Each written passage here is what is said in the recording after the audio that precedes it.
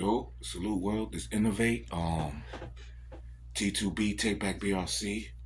Uh, it's a life testimony. Lately on this channel, I've been giving testimonies to really help young brothers get out the streets. This testimony is gonna help young brothers look back at your life and to actually see God in your life. To look back at the thing, I'm gonna give G Money's story and the synopsis. I gotta be somewhere in an hour and a half. Just got in. This ain't gonna be that long. I'm gonna try to make it a half hour, but I think it's gonna be about an hour. I'm gonna tell Detroit stories, no killer stuff, but I'm gonna be naming names to where you can be like, all right, now we can finally dang, we ain't know who we was talking to, bro. Glory to God though, because the main premise of this is the reason I changed and how I changed. I changed by looking back. Like, man, look how much God been with me all this time, bro.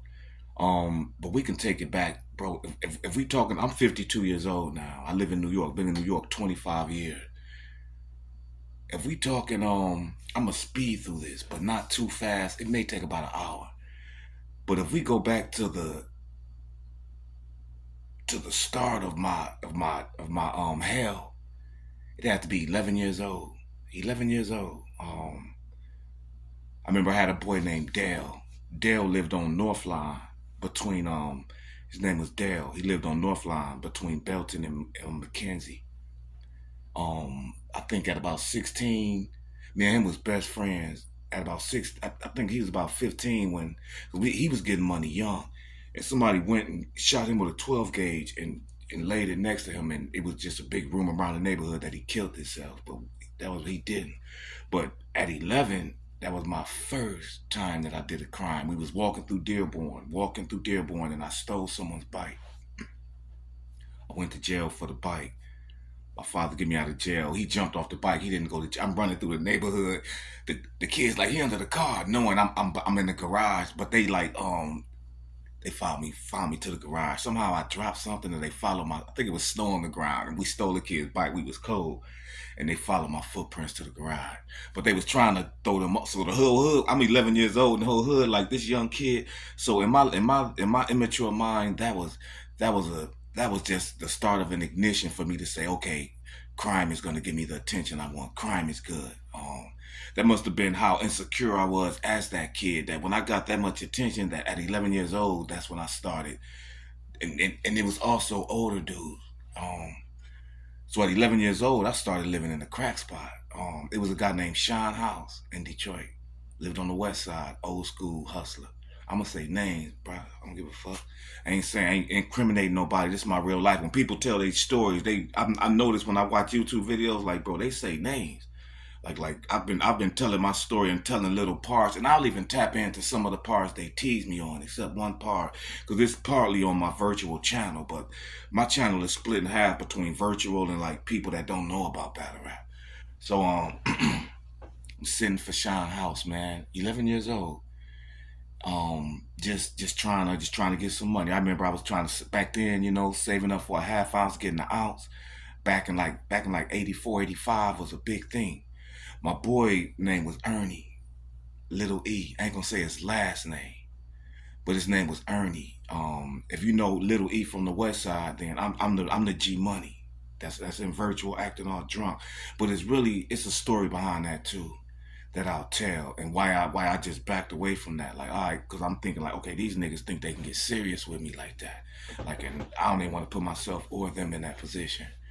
Like, it don't even make sense. It's not reality. It's not what I want for my life. They fighting my past, and I'm not gonna let someone do that to me presently. But I'm sitting for this guy Sean House, and that's when I started. We had a crack house on Manor, across like Manor in Chicago. He ran that area, Manor, Meyer, Chicago, all the way down to Schaefer, from Wyoming to Schaefer in Chicago, to Schoolcraft. I'm sitting in that spot as a kid, man. That's when I first got introduced to the drug. We 11 years old. He was the only one that had it because he ran with my boy brother. His brother name was Eric. His brother name was Big E. Ernie was Little E. Me and Ernie was running around since we was like 10 years old together, bro. 9 years old. But his brother was the kingpin of the stuff in Detroit. His brother doing well now. He changed his life. His brother went through witness protection, got caught with like 300, what 300,000? Nah, we talking kilos, but I ain't gonna say no more than that.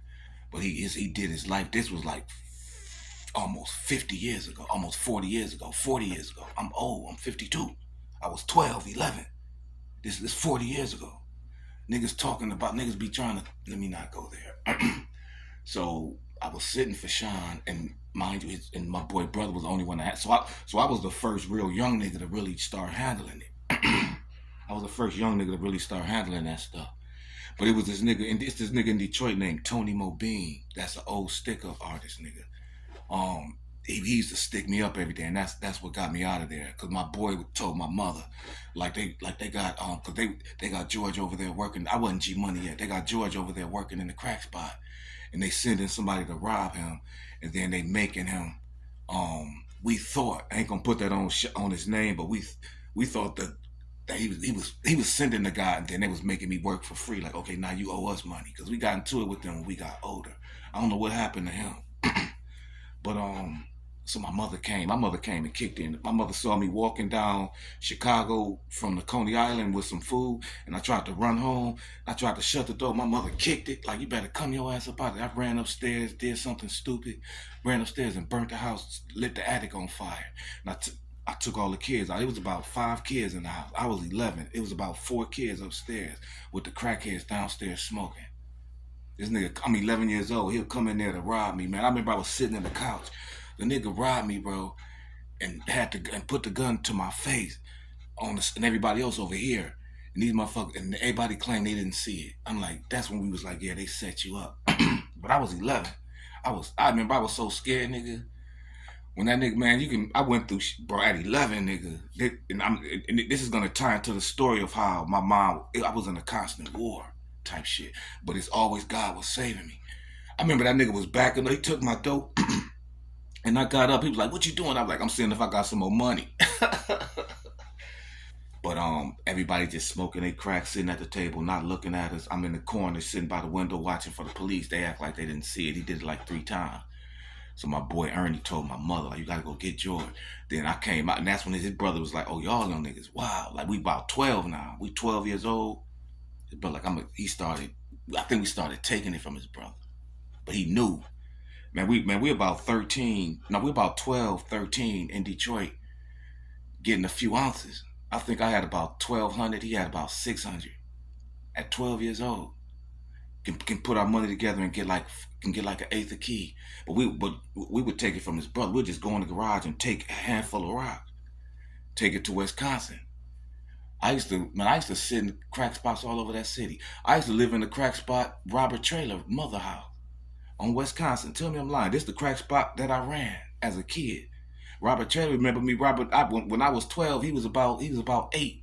And then I went back over there when I got out of jail again, when I was 17. He was about 13.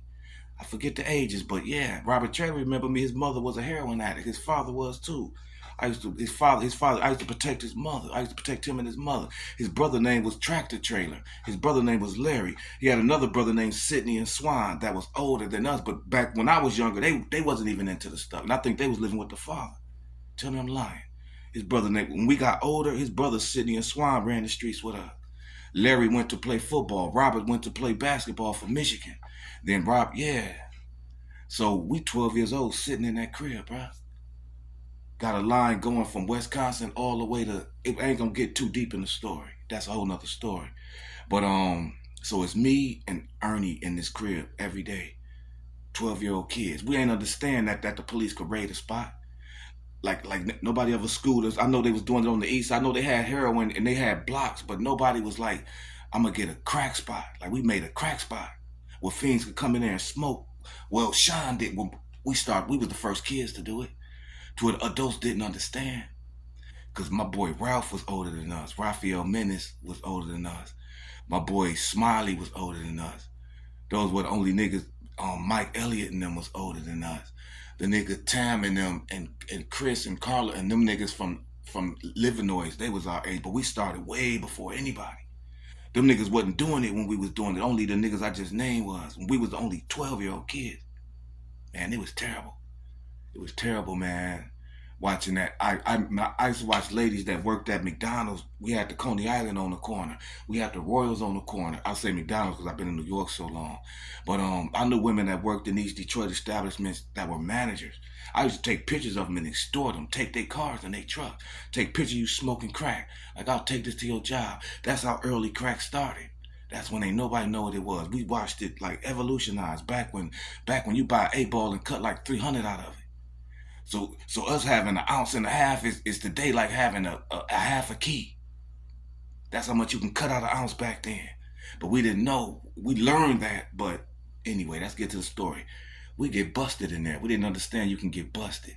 And that's what changed my life. That's what got me off the street. I'm not going to get into a bunch of repetition stories. I'm just going to go to the main roadblocks. That's what got me off the street. And I was locked up. I got locked. I had to be about 14 because I remember when I was about, maybe they called me. I remember I got the name G Money, and I was still coming home every weekend, and then I'll go back to jail. So every weekend, my boy, it was like a party for me. So from 13 to like 16.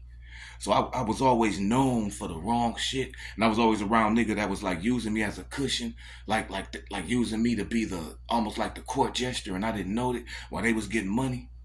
Not realizing like when I first went, we was coming out the spot, and my boy was like, G Money, hold this. And when I grabbed it, because I had already sold mine, I was more faster with the fiends. They'll come to me first. I knew how to cook it faster. Boy, we did that so long ago, nigga. We cooked crack in a baby bottle on a hot plate. If I told somebody that, they'll laugh. Like, that nigga said he cooked crack on the baby. In virtual battle, they'll laugh. Like, he said my stories be so real, they mock it. Yeah, we did that. But you can't. How'd you put baby bottle on the hot plate? That'll make. Yeah, you had to layer it in foil paper. Then you put the baby bottle on the hot plate, bro. You can only cook about an 8 ball at a time. That's all we knew until we figured out we can get a Pyrex jar. But when we first started, we used baby bottles. That's the first thing we probably grabbed because wasn't nobody else doing it. We had to learn how to do it. We didn't know what we was doing. It was so early in the game. We was such the first ones to do it that we broke the coke down until it looked like an egg yolk. We didn't know you had to whip it and throw ice on it and whip it up and then bang it out. We used to put it in the thing and wait until it turned to egg yolk. Then when it turned to egg yolk, we'd throw ice on it and then do like this. So out of every half ounce, we was losing like a quarter. But it was out of every half ounce, we'll lose like a half of it. But you'll still cut so much out of it that it equaled out. That's how crazy this math is with that shit. The science is with that code. We were scientists with that shit, and I ask God to forgive me for even saying that. So I just say all that to say that we came out the crib and he gave me his shit, and then I went to jail. And even when I went to jail, man, it took about for me to be 15. It took about 3 years before they start letting me come home. So I went at 13. I come out at 16, and he's rich, and I'm his flunky. When at first I was the one, his brother. So I'm just saying, nobody know that story between me and him. If anybody see this, that's close to us. Like, oh, so what George saying that he took his life, and then when he got out, he just never really put the nigga on like he should, and that's how they fell out. If they really know my story, I ain't telling. I'll tell my story full here. I'm just not talking about my family. Stuff happened in my family that outweighs all of this. If a nigga really trying to be gangster. If I was trying to be gangster in virtual battle rap, I just would be talking about what happened in my family and how I got to New York. I don't talk about that. I ain't never talk about my family. Don't y'all laugh at me for sitting here drinking a gallon of water. I'm trying to stop drinking. I drank the whole gallon too. So I go to jail, man. I was in the camp. Now I'm gonna run through the camp. Only thing I'm gonna say about the camp is I'm gonna tell the floating on the dead body story. So if somebody watching this, they're gonna be like, oh shit, N.O.vate sober, but he's still funny as hell. Like, yeah, I'm still funny. Cause I put that stuff way behind me, man. I've been to a dispensation in my life to where I spent about 15 years alone. That's how I almost know the Bible by memory, the whole thing. God, glory to God, because nobody knows his whole word. But bro, so I go to this jail, this place. It's still there. It's called Camp Pioneer Wolverine Humane Services, but it's different. Back when I was young, it was like a back in the day we used to have them boot camp type shit. It was like a super boot camp. It was terrible, man, because I got caught with the dope. he passed me his dope, man. I think I had about like 2 ounces. I had about 2 ounces. He had about 2 ounces. I sold mine, so I had like 20. I had thousands of dollars in drugs at 13. And then my father started telling him stuff because I remember his brother. I'm gonna tell my life story. I'm gonna tell it. I remember his brother gave me like 2 keys. I used to hold his brother's stuff when I was 12. Gave me like 2 keys to hide in the house. And my father, man, he found it. And he woke me up, woke the family up. Look what he doing. And my father put me out. I had to take it back to his brother. I remember he looked at me like, man, this nigga bringing me this shit back. But so my father was saying that in the court, like, nah, I don't want to take him. She's gonna get my family killed. He did this, he did that. Our house was getting shot up. He did this, he did that. I can't control him. And they made, and when if a parent, glory, I love my father. He probably he definitely saved my life by doing that. And I would have done it too, because I had 2 little brothers that he had to take care of. But the judge made me a ward of the court. They didn't put me in foster care or nothing like that. They was like, well, send him with, I guess since I got caught with drugs like that, they locked me up with niggas that was like too young to be charged as an adult, with niggas that was locked up for like murder and shit like that, bro. Niggas that was locked up for killing their families or killing people at school. Niggas that was locked up for not. I was the only out of about 100 kids. I was the only kid that was in there for drugs. The only one that was in there. They were like, he shouldn't be here, but they sent me there. Um, yeah, that was camp, man. This shit was like what it was, bro. It was a camp. They were sending kids there. It was like a mind control camp. To where most of the kids in there had something that today you would call dissociative identity disorder. Back then, they just was messing with their personality. But as I got older and studied what they was doing to us, they were programming them, and they was using an element today in psychology that they call dissociative identity disorder, in which they was identifying what the compartmentalized pain within these kids. They weren't just doing it like that though. They was doing mind control on us. The only thing they could get me was this water. We had a pond of water, and they would take us in the middle of it, like 3 at a time in the boat. And the nigga would drop. We would fish and play around with the little fish and just have fun and get off the camp, little rec time if we wanted to do that. He'll take us, but he'll drop a fishing line with a heavy lead, and that shit'll be like, shh, it'll never stop. And he'll just cut the line. He'd be like, yeah, this the pit of hell. That we would never get out the boat. So we thought, like, if you walk a certain way, you just fall. I'll talk about that later. That's the only part that had me like, this water is the pit of hell. But it really was just water that you could walk in, and they had a drop off in the middle that went under it into the main lake. And he just let the leg get sucked under there. Then he made it until it ran out of line, and he cut it, made us think it never ended. Because we all knew fishing. We from Michigan. I know, like, man, that thing went about 1,000 miles. That thing went about 1,000 feet, cuz. No, but and I'm gonna laugh to keep from crying. That's when somebody said you gotta laugh to keep from crying. This is when you really talking about pain. That's where that comes into play. But so yeah, they were doing mind control on these kids. I learned it as a young man. As I got older, I studied it. Like, what were they doing to them? Like I remember Larry and Alfonso and Adrian verbatim. Larry was in there for killing a guy that raped his mother, but he was born through the rape. Alfonso was in there for stabbing the kid, killing the kid at some type of school, or some type of program or something. He killed the kid. He stabbed the kid. And Adrian was in there, I think, for doing something to his family. I don't know. I don't want to say he murdered his brother, but he did something very bad. But they were in there for real. Mind you, Alfonso was raped, and that's the only one that they brought out. His mother was raped, and that's how he was born. Larry, something happened to him. I don't know if they ever brought it out. I didn't notice it. They didn't bring it out in front of me. And Adrian, something happened to him, but I saw what they did to Alfonso. And in most group homes, they'll GA you, and a GA is a group attention. And they'll put you in the GA, and they'll be like, tell something that you did to the group. But these mofos will pull us into a group, and they'll make you tell something you did in your life, bit by bit. And they'll mind control you with it. So they'll make you do it. Bro, I've seen them put a TV over one. Bro, they put a TV over one of the kids' heads in there. Boom. He hit him with a glass TV back in the day. Bam. Took everybody off the camp. They had Alfonso they made him tell us that his mother was raped, and that's how he was born. And when he told that story, he changed. And once he changed, after a long period, after about 6 months, they started calling him Nas. They'll be like, Alfonso, tell that story. And then when he starts telling it, he'll change and he'll get real passive. And they'll be like, Knots. Okay, that's enough, Knots. And then he had a middle name that was like Garner or something like that. And he'll get real aggressive. And they'll be like, Garner yourself. I've got older. I'm like, oh. So what they did is they brought out his altars and they labeled his altars. So they kept him close. They was able to mind control. And they was experiment. They was doing mind control on him. Tell me I'm making this up. That's a psychology that you gotta have a degree to understand what I just actually said to you and how I noticed what they did to him. I saw them sometime, but they would give him different books according to different authors. And they'll be like, write down how you feel. And they was actually teaching. Then they'll teach his authors to communicate. They was trying to teach. I don't know if they was healing. They was abusing him, but it was a program that was meant to heal people with split personalities. But what they was doing is they'll split the personality. That's what they thought they was doing. We gotta abuse him and split the person. That's why they do shock therapy. They used to think they had to split the personality.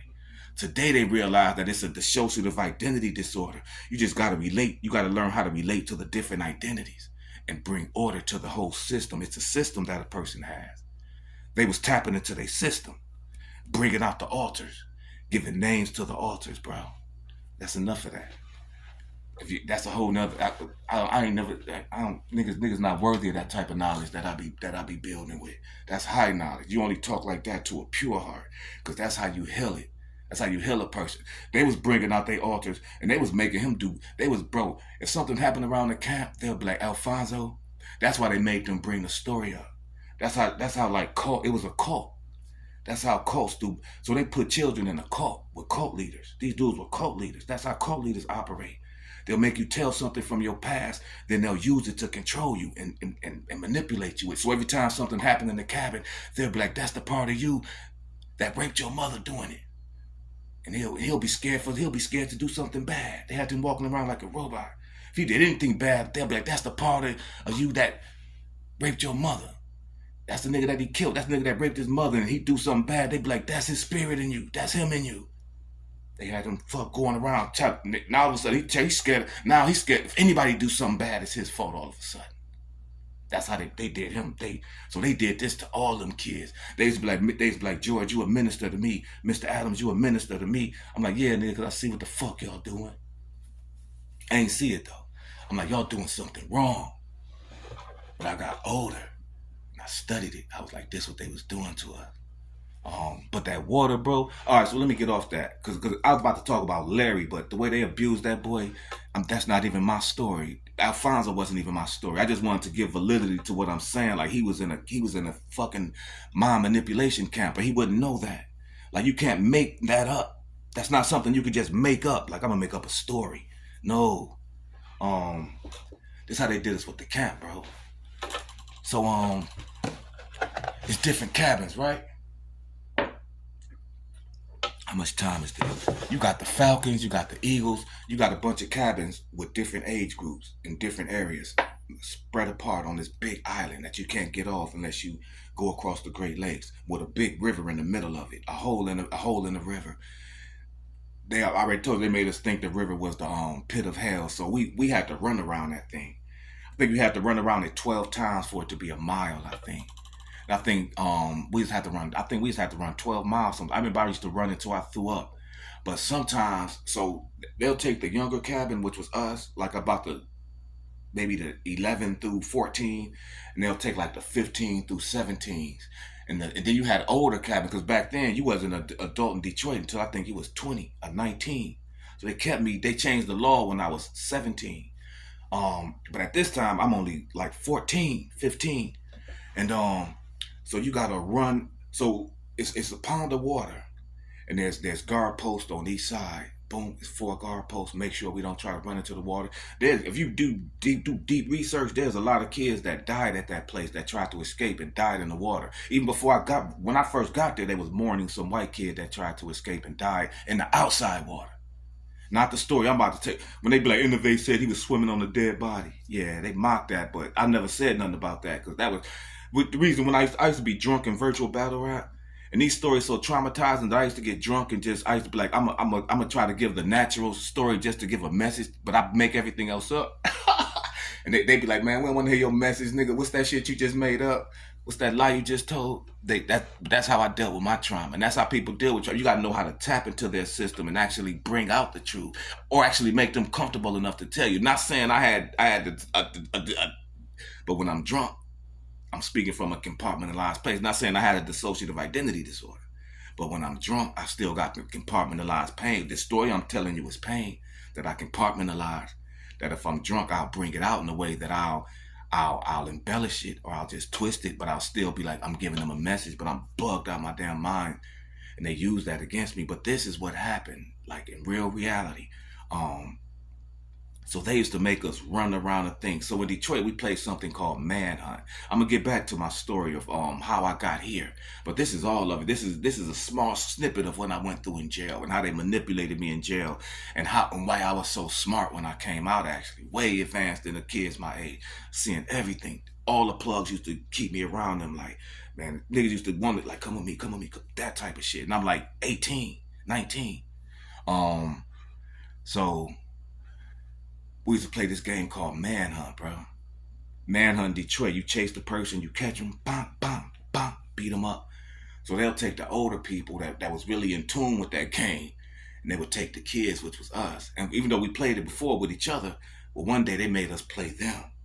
And they sent us both around like that. And the point of the game is like they used to split us in half, 6 and 6. We run this way and 6 run this way. And the ones that run this way, which is usually the weaker vessel, the weaker ones, the weaker team mostly, that I noticed later, it was up to the stronger team had to stop them from coming across us. So it'd be like 8 against 4, something like that. And I would always be on the stronger team. I was always the one doing it to them. And they would have to run this way, and then we'll have to stop them from. So they'll have to get past us to make it around the full circle. We just be in the woods stalking them. Like manhunting the wood. It was huge, but it was water too, and they got to make it past, and we'll split up. And sometimes I was the younger one playing. I made it past with the old ones. That's how I found the dead body in there. One day they made us run with the older niggas, bro. I mean, one day I was running with one of them niggas, man. That nigga hit me I was running, and he jumped from behind a tree and just boom, and I fell back. Like, and I laid on the tree, and that nigga looked at me and ran off laughing. I'm like, oh, that nigga looked at me like he thought he left me for dead. Like they was that crazy. Like he thought he broke me up. I think he caved in. He almost caved in my chest. It was another kid. They caved in his chest. When I met him when he was older, he had a funny ass shape. Like the nigga almost caved in my fucking chest. So, bro, I'm going through the woods, fucked up. I go to the water. Maybe I don't know what I was about to do. I went through what, I think I was about to hide in the water like this, because I knew you could walk into the water a little bit. I was so tired and so hurt from that. I'm like, these niggas everywhere. I'm about to just hide in the water and lay down in the water. And when I go to the water, I see a big bubble jacket bubbling up from the back, a blue bubble jacket. I walk in the water. I run to the water a few steps, and I just dive in the water and swim to the jacket. It's only about 10 feet from me. I know who it is. I turn him over. I forget this kid's name.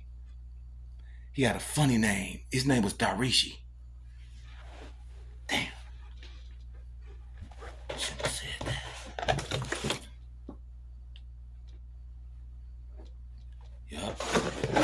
I've been practicing these stories. I used to couldn't tell these shits, boy. That's why I'll have to just add some shit. I just can't say this. So the kid name was Darishi. So I guess them niggas knocked that nigga out, man. If he would hit me in my face, he would have knocked me out and then threw me in that water. If it was more of them, they probably would have threw me in that. Because he watched me for a while, and when I was like, he ran. Man, I ain't never seen that look in somebody's eye. I'm like, that nigga ain't even gonna help me, bruh. He was looking like he thought I was about to die. He was gonna like, what the fuck they doing to these kids? Kids used to just disappear like that.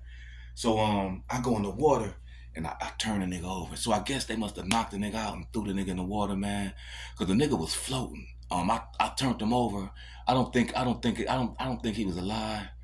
I could tell he wasn't alive now that I think about it, that I'm older, that I don't want to think about it. I guess I researched that too, and I figured maybe he just wasn't in there for the water to fill his lungs. But the thing is, bro, that's why I told you they took us to the middle of the water and they dropped the water. Or I've seen this happen there before. A nigga almost drowned there. It happened to me. It happened to another nigga too that they talked about that almost drowned in there until, but something they didn't tell me. But I know what happened from what happened to me. But I think that kid jumped in that water. I think they threw him in the water or something. And I think he drowned in shallow water. Yep, that ain't possible, right? Nah, George lying. Nah, that could happen. I think that nigga was so afraid of that fucking water that he ain't take the time to just stand the fuck up.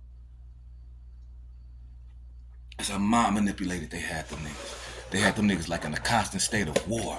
Like staff always in your face, like they was always like jittery.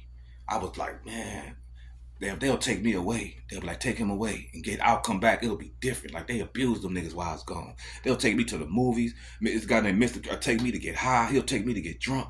They'll take me away and I'll come back. A lot of shit I didn't know, but I think that kid might have, cause I swam to the nigga. When I got to the nigga, I just stood up. The water was up to my knees.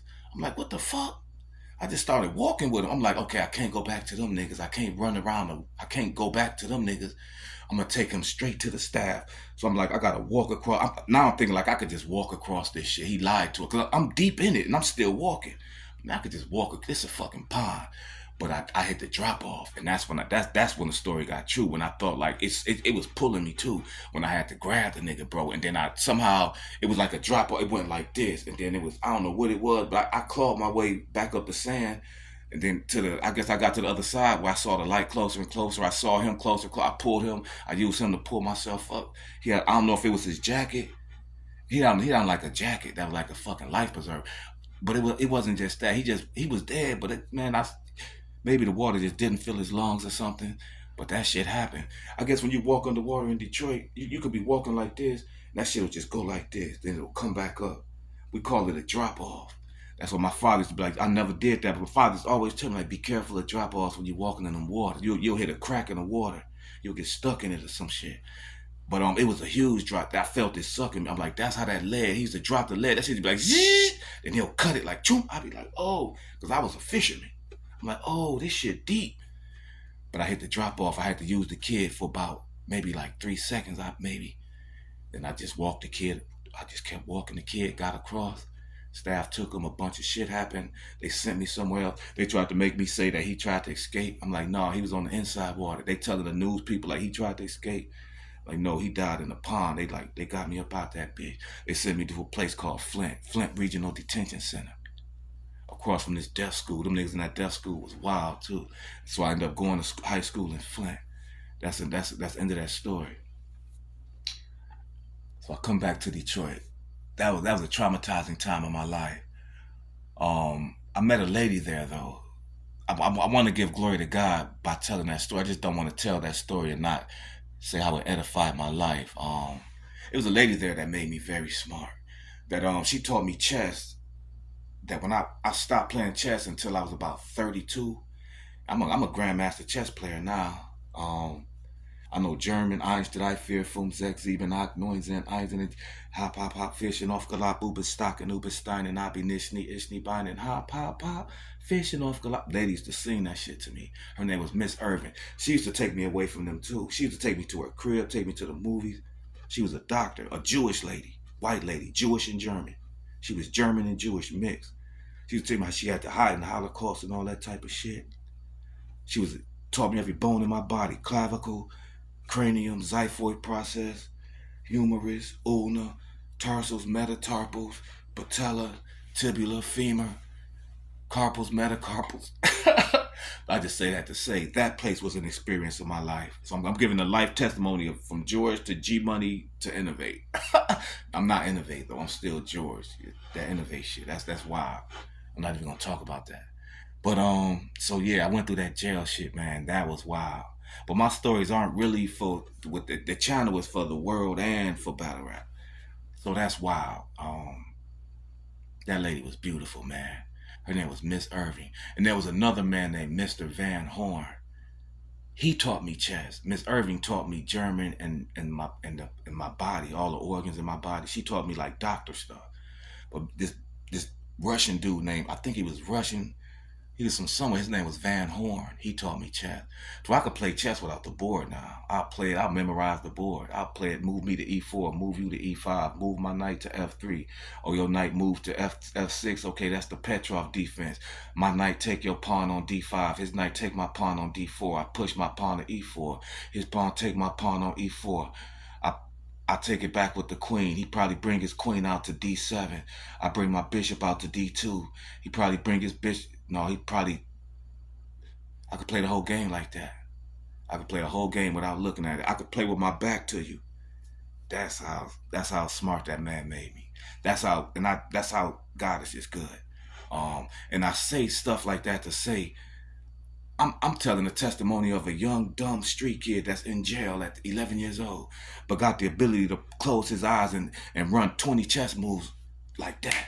I could close my eyes and play a whole chess game and lose and win the whole game, like maybe 50 moves with my eyes closed, envisioning the game in my head. After about the 20th move, I could see it.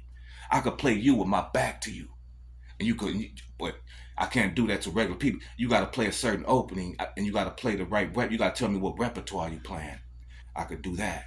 Because I'm playing the opening repertoire. I just played the Petrov, or I play the Italian, or I play the Sicilian, or I play the Dutch, or I'll play something. But I know what I'm playing. I'll envision it, and by the time I get to the 20th move, I can see it.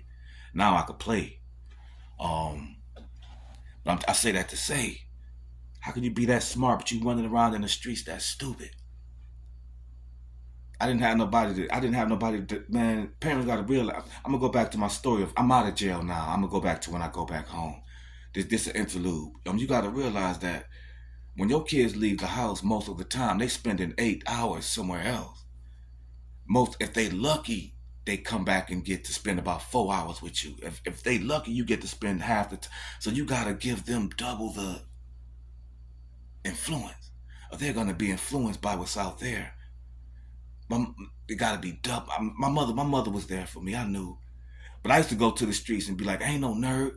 I made myself be tough. I wasn't like that when I was 11. When I was 10, 9, 8, I was a little kid that'll take stuff apart in the crib. I wanted to be an engineer. I'll take the phone apart and make a microphone and be rapping at 10 years old. Yeah. I'll break a clock and put 2 clocks together. I'll break a clock. I'll break an expensive clock and fix it just to fix a cheap clock. Mother be like, he broke my clock, but you fixed that little clock though. You fixed it. You a savant. But I hit the streets. Oh, these niggas tough. They made me feel weak because I was smart. People make you feel weak for being smarter than them because they see something in you that they don't have. And then I faked it until you don't want to fake it till you make it that way. I remember being 11 years old, 12 years old, running around with these older killer niggas. I'm hanging with hitmen and killers and drug dealers. And I remember being like, I used to be scared. I'm like, I gotta fake and act like them. Until I'm like, I just became it. Like, I ain't scared no more. You become it. It happened at such an early age that these young niggas forget. You gotta remember, like, you was a good kid. And don't be ashamed of that. Some niggas got a reason to be like that. Some niggas been through such hardship as children, and they got their mind all fucked up. But if you was a good kid and you force yourself to be like that, then change back to being a good person, nigga. Even if your mind is fucked up, give your life to God. God will heal that shit. I ain't have to be like that. I could have went to college. I could probably be a doctor. I could probably be a retired doctor by now, man. I only want to make this an hour. I could be a retired lawyer right now. I could be a retired fucking physician by now, bro.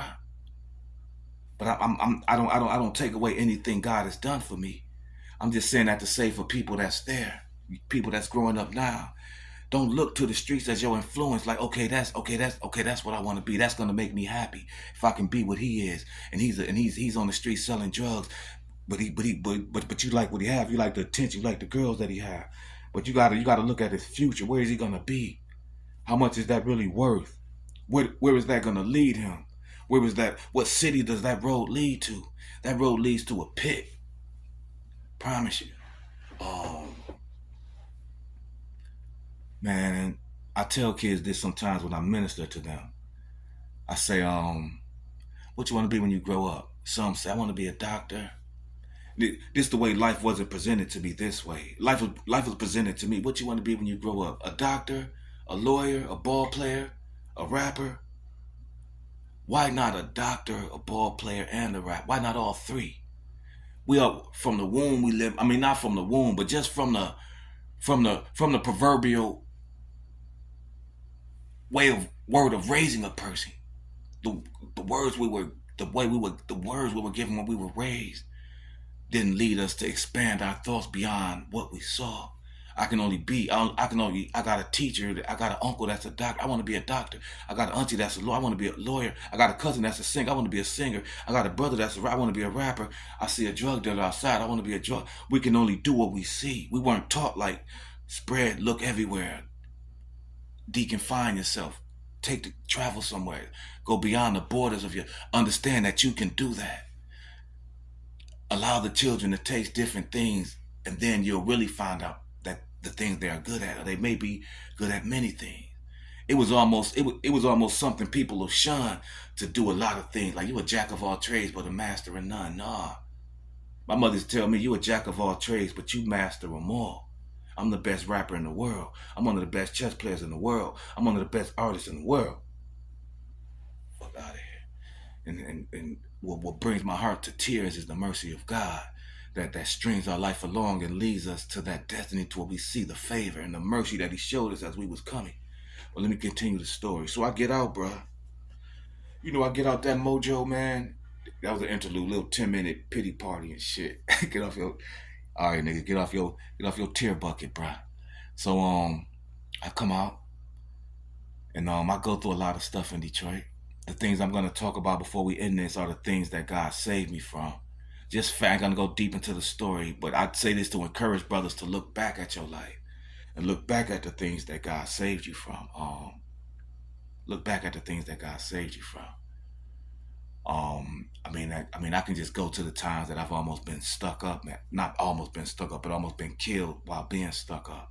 I'll just give three. They so damn brutal.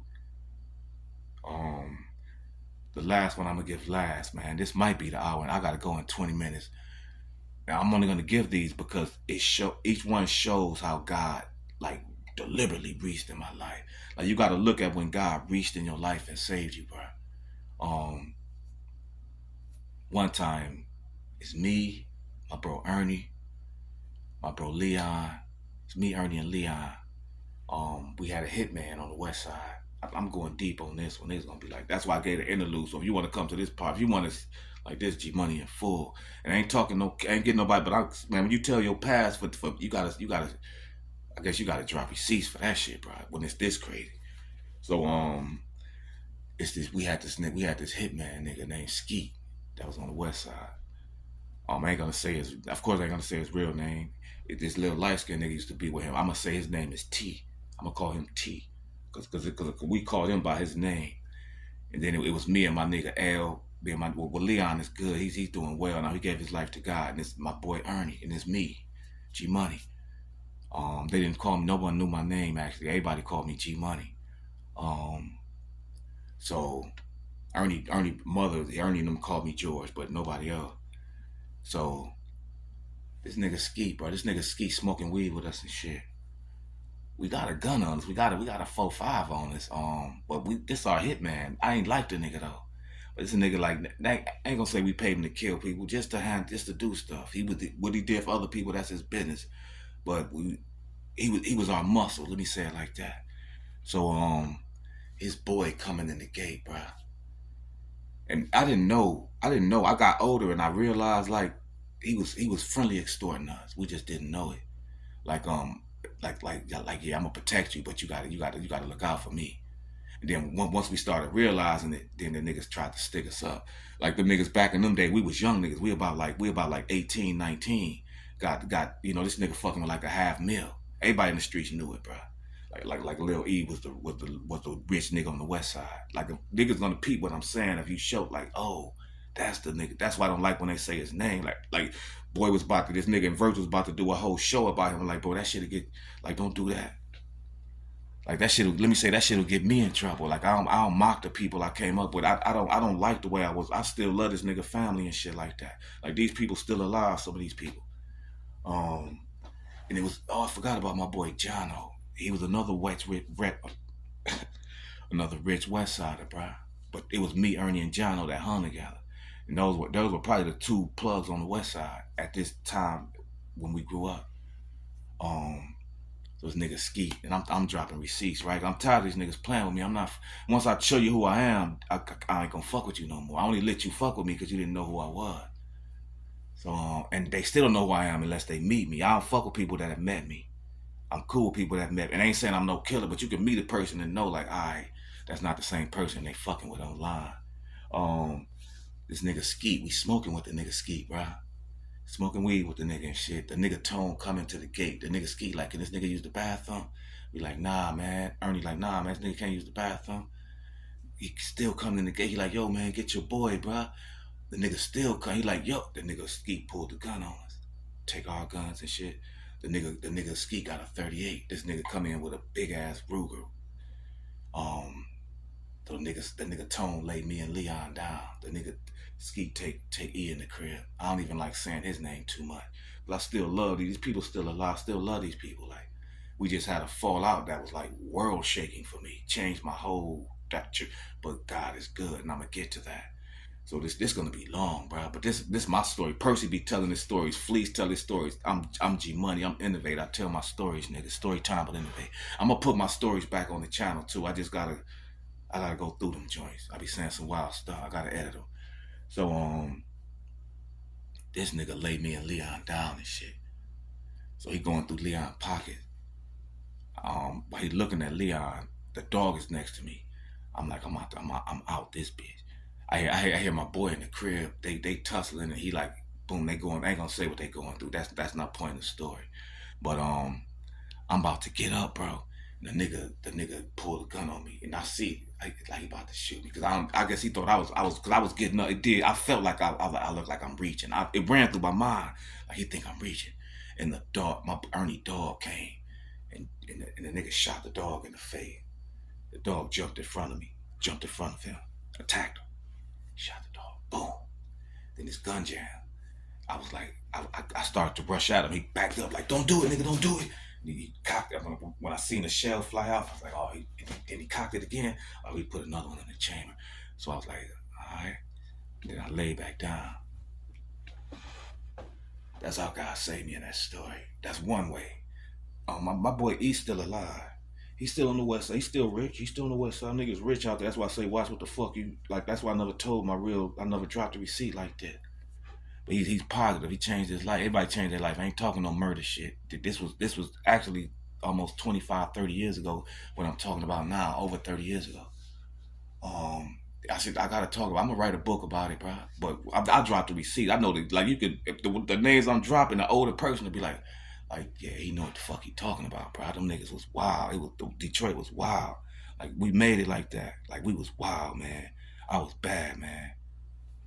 Shit. That's how good God is. So, bruh, but that's the first time God saved me. When the dog jumped in front. Well, that's in this instant. When the dog jumped. But so, these dumbass niggas. So the nigga Tone got us on the patio. The nigga Skeet, they got an escort in front of the house. The nigga about to take Ernie outside to take him to some money. He like, when we finish, I'ma call you. I knew automatically, like, okay, they gonna kill us. Like, once he take him to the money, he gonna kill him. He gonna call him, and he gonna kill us. That's why he left him here. This dumbass nigga, he put Ernie. So Ernie gonna take him to where the money at. He put this nigga in the driver's seat of the car. Like, get in the car. I didn't see it, but this is what he told. He put the nigga in the driver's seat of the car and walked around the car to get in the passenger seat. My boy just took off like skit. Yo, this nigga came in the backyard. Like, he got away, we gotta go. He was like, what? He got away, we gotta go. I'm like, oh yeah, they was gonna kill us. That nigga didn't get away. So that's the first time God saved. And all three of us still alive. The only ones out of our circle, I hope my bro Jono's still alive, but everybody else dead. I have to do a whole nother vid that'll take another hour to name our boys that died and how they died. A lot of them died when I was in that jail. That's why I say my father probably saved my life. So that was one time. This nigga, God's favor is on him too. I talked to his, I ain't gonna say I talked to his mother, but God is with him too. He just changed his life. He does events on Detroit. He throws like fireworks shows in Detroit. He helps the city. He buys all the abandoned houses and fixes them. He helps the city. Um, Leon, I ain't gonna God L. I call him L. He owns companies. He fixes houses. He travels the world. He fixes houses all over the. Like these brothers doing okay. But I say that to say that God saved all three of us, and He's saving us to this day. I minister. I've got churches that I start over this world. I've survived. I got children all over New York that I've raised, that I've meant that walk around with Bibles now. 16 years old, that was under me when they was 11, 10, 9. Facebook calling me they uncle, like about 15 of them, different families. I say that to say that during that instance, this the interlude. God was with us, and you got to look at your life to see that God's. I don't want to get sidetracked into boasting about different stuff, but this the other time that God saved me. And I say that to say, look at your life. In other words, and I say it to say that when you went through hard stuff like that in the streets, you got to look at it from a certain vantage point to see either heaven or hell. Either you're gonna see like life is hard and you're gonna become hardened, you're just gonna bring niggas hell, or you're gonna see it from a vantage point of saying God protected me from that. You're gonna see heaven. You're gonna bring people love. Second story, man. This and I'm telling the story in the way to where how niggas snaked us and how you gotta watch how niggas really just snaked us, bro. And this might be the last one because it's an hour. So this one, and I'll do a part two. This be part one. Part two, I'll tell the last one, which is what God saved me in the way that where it was like, I think the last one, when the dog literally, I had to bury the dog. The dog name was Bruno. The dog literally jumped. He would have shot me for sure in the head. The dog jumped right in my face, and he shot the dog in the head. His gun was pointed at my face. I don't even think the gun was fucked up. I don't even think he shot it on purpose. He was just trying to tell me to stop. He was scared. Then he was younger. I don't want to say the nigga name. Niggas know him. I ain't gonna tell. I'll tell tomorrow. I got him back. My life wasn't no joke, boy. The stuff I tell people, I gotta tell people stuff that happened to me when I was 13 or something. When I was in jail, I can't tell people my street story. That shit, niggas won't believe that shit. And that shit. I mean, I ain't gonna be no goofy talking like that. That's George. I have to get it. I ain't gonna let you be around me knowing me like that. Once a nigga know me, like I ain't taking that shit from you. Nope. Now I'm letting people know me. I ain't taking that mean I ain't going around people like that. So the next story, bro. Like he was really in the shit. Like y'all niggas can't even fathom. Y'all niggas don't even know what the level I was on. Like y'all was the niggas like we'll be looking at like not like let me just not go there. So this another way a nigga snaked us, bro. So we at the nigga crib, bro. I'ma say names, fuck him. It's the nigga brother. Like his brother was the man. When his brother got this how he became the man. When his brother got locked up, and this ain't no shit that like nigga, the statute of limitations, you shouldn't be saying that. When his brother got locked up, his brother was the nigga that everybody brought heroin and dope brought weight from on the west side. Everybody on the west side brought from his brother, and everybody on the east side brought from his brother partner. His name was Low. I think Low was with the YBI. Like I knew the niggas that was like under Butch Jones and Kurt McGurk. He was with them niggas, but Ernie brother was on the west side with niggas like Tony Mobine, the niggas that turned on us, the nigga that stuck me up. I'll tell tomorrow what happened to Tony Mobine. What happened to him at the Brass Key was crazy, but this N.O.vate Detroit story part one. I ain't got a fake. Ain't no like them niggas was really in that shit. Like for him to be alive, let him tell his story. Like ain't nothing nobody could say about me except the mistakes I made doing shit that would still makes niggas be like, but damn, he still did that shit though. God forbid. And I won't even tell that part of my story about how I hurt my family. I don't even want to hint towards that no more. So the nigga Low was on the east side. So when Ernie brother got locked up, we were still dealing with the nigga Low. Even though his brother told everybody, you gotta buy weight for my little brother. he made niggas. His brother was Big E, like the god of the West Side. He was like, everybody got to buy weight for my little brother. And that's how we was the man all day. We'll man, he'll put his money up, and we'll start with nothing. We'll have somebody bring a few keys, and he'll turn that shit. He'll turn that shit. He'll be like, look, at the end of the day, like $10,000 every day, easy work. Cause we'll step on it, sell it to the niggas that could sell the rocks really fast before the shit crumble on them. And but what he'll do is he'll take niggas. So what he'll do is all them niggas that his brother said you got to buy from him. That's how he got rich. And then I'm gonna go into the second story. He would have all of them niggas bring him his money, bring him their money, all of them. John will bring me 40,000. Ralph bring me 40,000. Smiley bring me 40,000. I'll be sitting there like, he'll be like, watch this, G Money. I'm gonna make about $40,000, $50,000 a day, and I ain't got no money. He won't have no money. He'll put his money up, and he'll be like, all right, y'all bring me y'all money. I got it. No, he'll be like, I got it, but he won't have it yet. He'll just tell them to bring them their money. They'll all bring their money to it, by maybe like 3-4 keys worth of money. Then he'll be like, all right, I'm gonna hit y'all back, go back. Then he'll buy the keys. He'll step on them shit. And the certain niggas, he'll sell that shit back to them wet like that. Knowing they gonna sell it so fast, they'll never know, because certain niggas, he'll have to give it to them right. But he'll offer, without touching his own money, he'll make at least $25,000 in about like 5 hours. He'll be like, all right, that's enough for the day. Let's go rock. And about 3 days later, he'll do it again about 4 days later. 4 days later, he'll make about $50,000 sometimes. And one day, just without having no money, his money will be stashed. He'll be like, watch this shit. Nigga, he was smart. He was smart. He's still alive. I still love that nigga. We got into it bad, man. I was smart. I don't know if I told him to do that. I might have told Ernie to do that. I was the smart one. Let me stop. It's not funny though, cause that drug's life ain't the point of this story, to glorify that whole ass shit. Only reason I say he was smart is to tie it into the what I was saying during the first interlude, is that we didn't have to do that. We didn't have to be smart in that area of life. That man could have been a mayor. The way he overlorded over people, he was a leader, natural born. Could have been a fucking mayor, a councilman, a city council, easy. With his charisma and his wit and his people control, easy. So the niggas, let's get into the story. I just sometimes I go deep just to let niggas know, like, bro, I'm not making this shit up. Like, I've been through more shit than any of these battle rap niggas, man. I'm just 52, man. I left the streets when I was 30. I've been with God for 20 years. I'm a little goofy. You got that? But let me tell my story. Don't test my heart. You do that in person, it'll be a problem. Y'all do that online. That's why let me leave them niggas alone. I think they serious. Like, they'll really think they could do that in person. You'll mess my life up.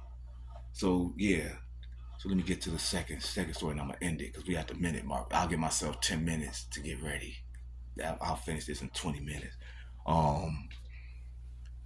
So I said the nigga. So this is the second story, brother.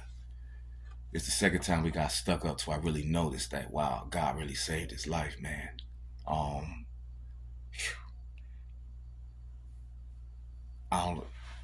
don't know if I guess I could tell. I ain't gonna say his family name. I don't want to be said his sister's and his mother's name. Of course, I wouldn't say his mother's name, but I'm not gonna say his sister. Cause usually when I tell this, last time I told the story, I said his niece's name. That's why I took it down. So man, it was the nigga Low from the east side. Like I said, his brother was locked up. Nigga Low ran the east side, so nigga Low was bringing us the bird. I remember I was driving a car. He got out. He got the birds from the nigga. I'm looking in the window. I'm looking in the rearview mirror, and I see E turn away, and I saw how the nigga looked at him. We're in the driveway. He turned away to take him in the crib. I'm still in the car. I guess he came back, but I'm in the car. I'm looking at the nigga getting his car, and I see how he turned back, and he looked at him like I'm like, bro, he looked at you like he wanted to kill you, bro. He ain't take heed to it. I'm like, man, that nigga looked at you crazy when you turned around after he gave you that stuff. I used to do that a lot, man. I always watch the reflection, but every time that happened to me, a bad encounter happened when I saw something in a nigga that he didn't think I saw, like some type of shit. Like, so what the nigga did, bro, is the nigga sold us 2 keys, and then he sent niggas to come back to take them. That's what the story is about. So I'm in the crib playing Nintendo with his niece. playing Nintendo, man. We chilling. I hear a tap at the window. I want to play by myself, so I say her name. I'm gonna say D. I say D, go upstairs, cause I'm like a bear at the window. But it was niggas climbing up the roof. They came in the top window and they came in that they came in every window in the back side of the house. I'm like D, it's a bear coming in the window. Now I had a Uzi on the table.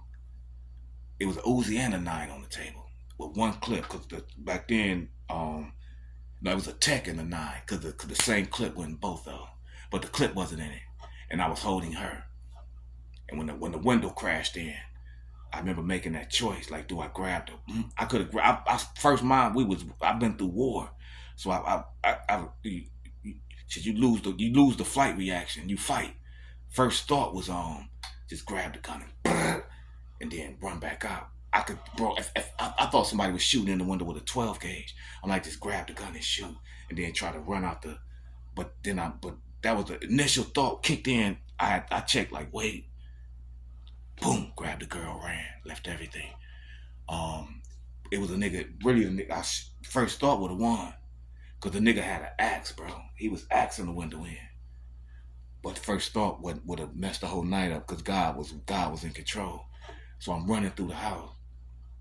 I'm like, I'm gonna go upstairs, niggas. I'm like, niggas shooting up the back of the house. Let me take her upstairs. Um, I go to run upstairs. Niggas coming down with lights on their gun, like Detroit police, Detroit police.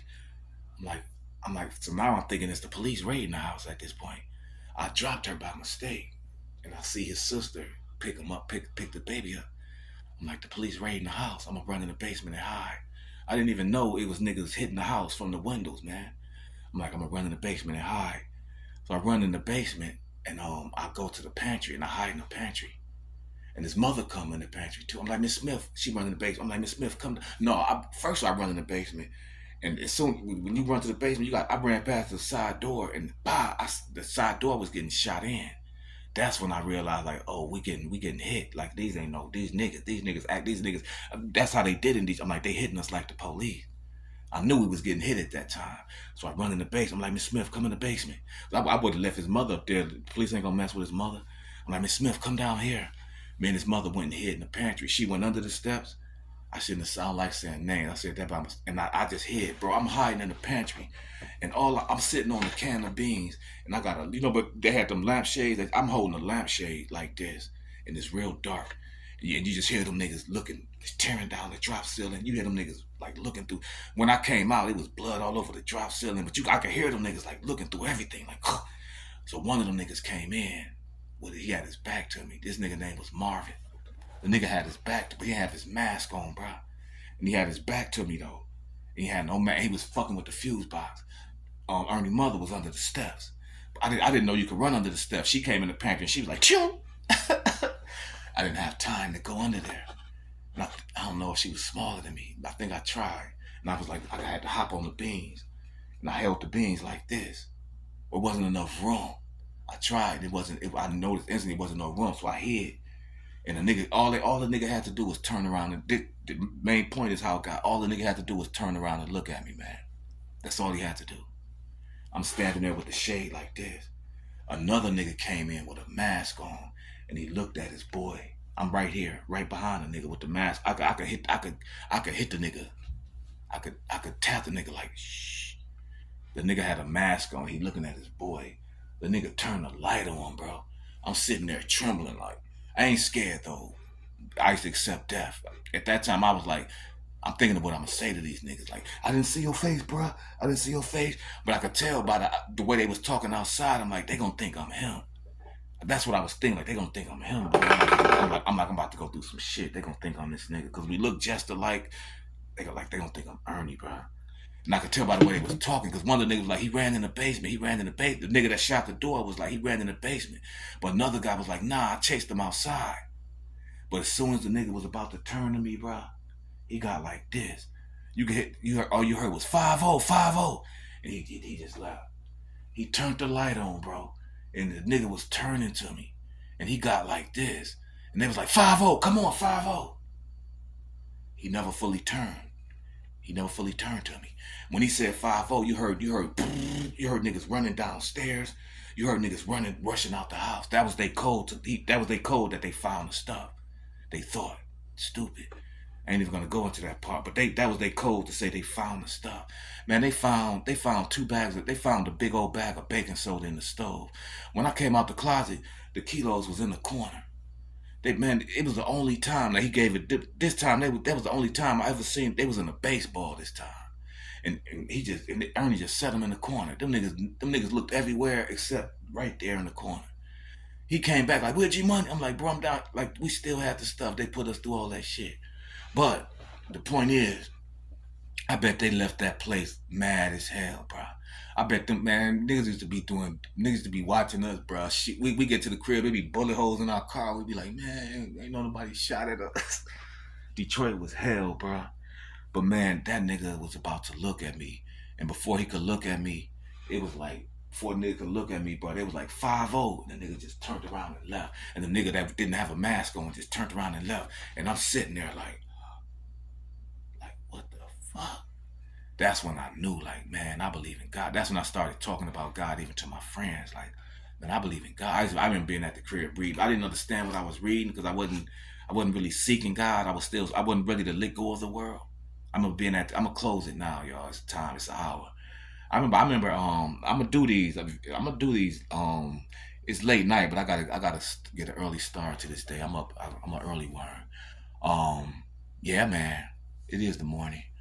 Yeah, man. So that's when I realized. Even back then, bro. Tomorrow I'm gonna tell the second half of the story of how I really gave my life to God. That's the purpose of telling it.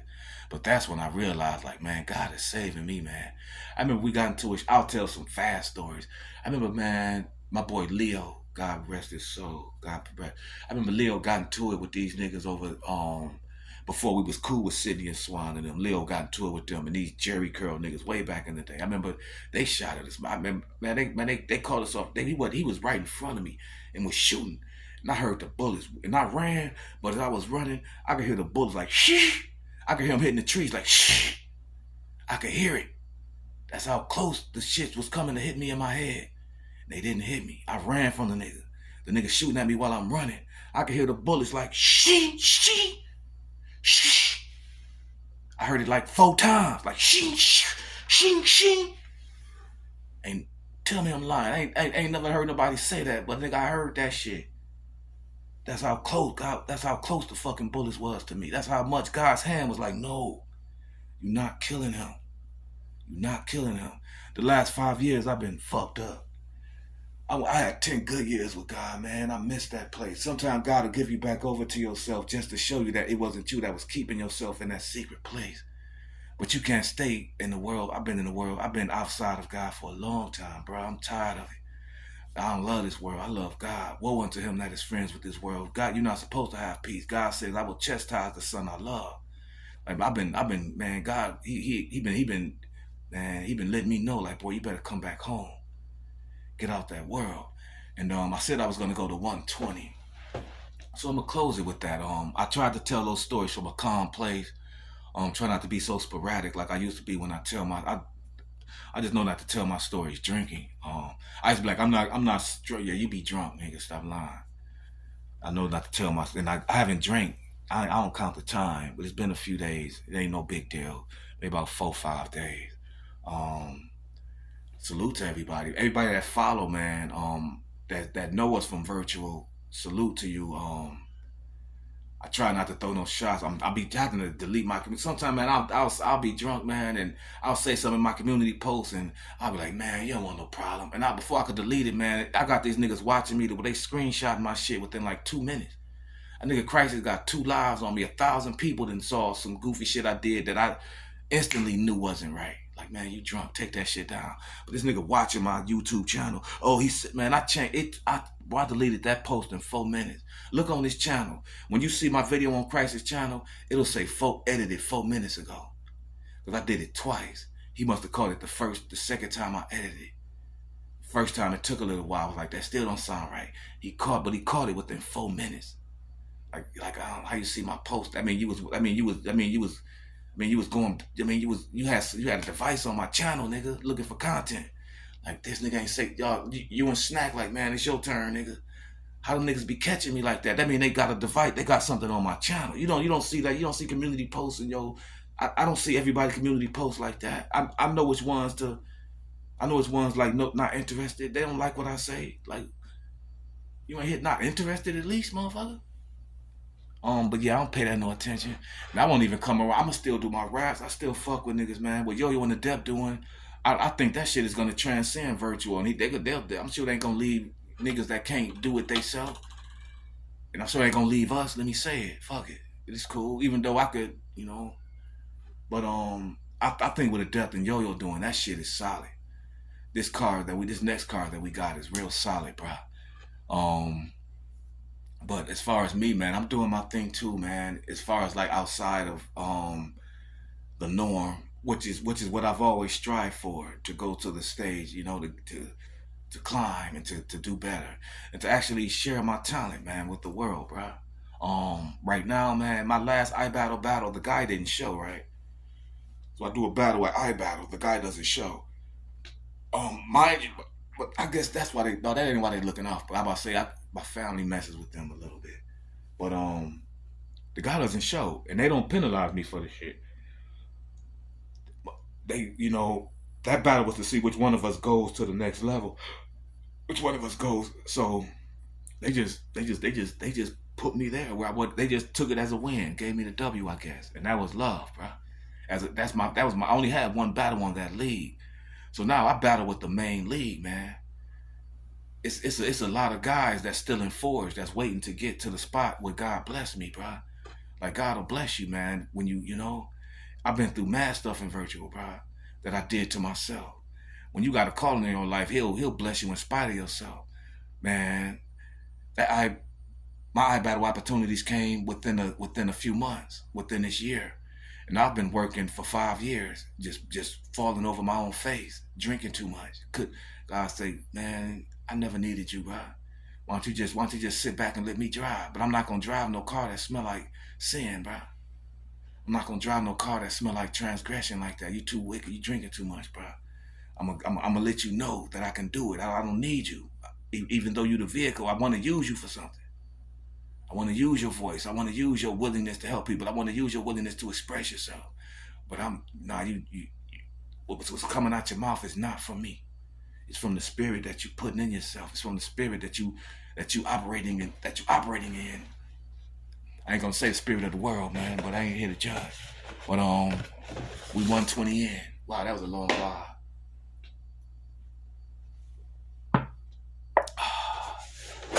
Yeah, man. Trying to think of the conclusion. I guess the conclusion of the story is that was kind of somber, eh? My life wasn't no joke. I still haven't said nothing. Been through stuff way more traumatizing, way more deeper than that. I don't know how I've been through stuff that's too much for one person. But God says when life forsake, he says when your mother